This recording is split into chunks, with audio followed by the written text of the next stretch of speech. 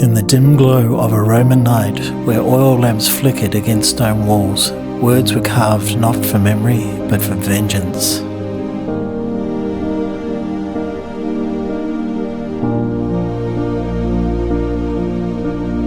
Thin sheets of lead, cold and unyielding, became vessels for anger, grief, and desperate hope. Messages not meant for the living, but for something beyond them.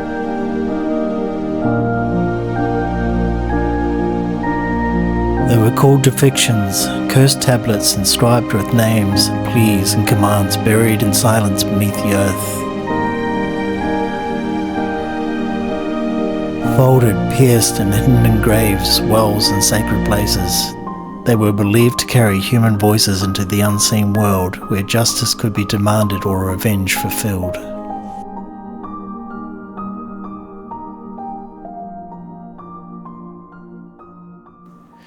In bustling cities and quiet villages alike, people turned to these rituals when ordinary life failed them.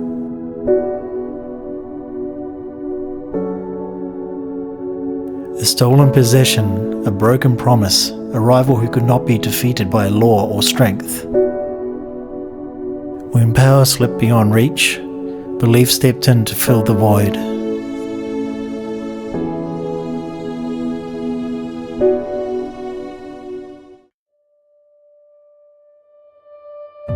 The tablets themselves were simple, etched with hurried scratches or careful inscriptions, sometimes invoking the names of gods, spirits, or unseen forces.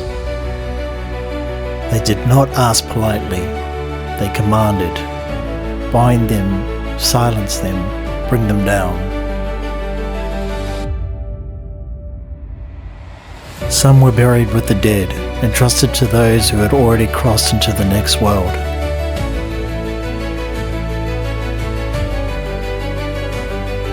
Others were cast into wells or rivers, places where the boundary between worlds was believed to be thin.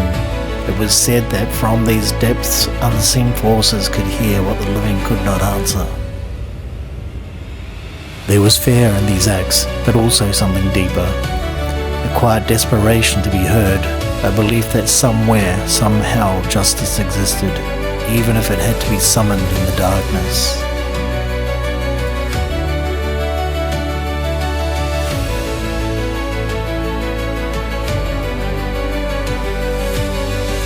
The names written on these tablets were often ordinary people, merchants, lovers, competitors in games or business. The conflicts were small, but the emotions behind them were not.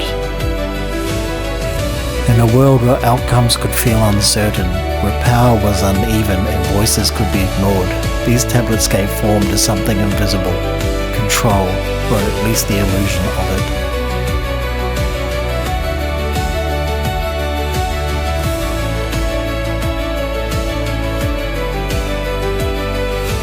To write a curse was to act. To carve your anger into metal and send it downward was to refuse silence, even if no one ever answered.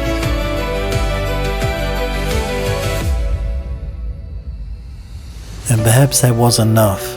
Not the certainty of justice, but the feeling that something had been set in motion.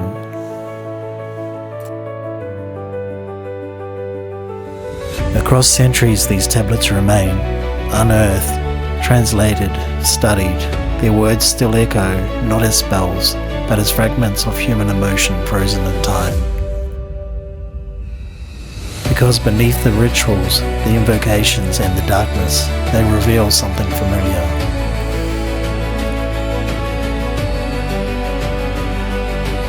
The need to be heard, the fear of being powerless, and the quiet hope that somehow beyond our reach, someone is listening.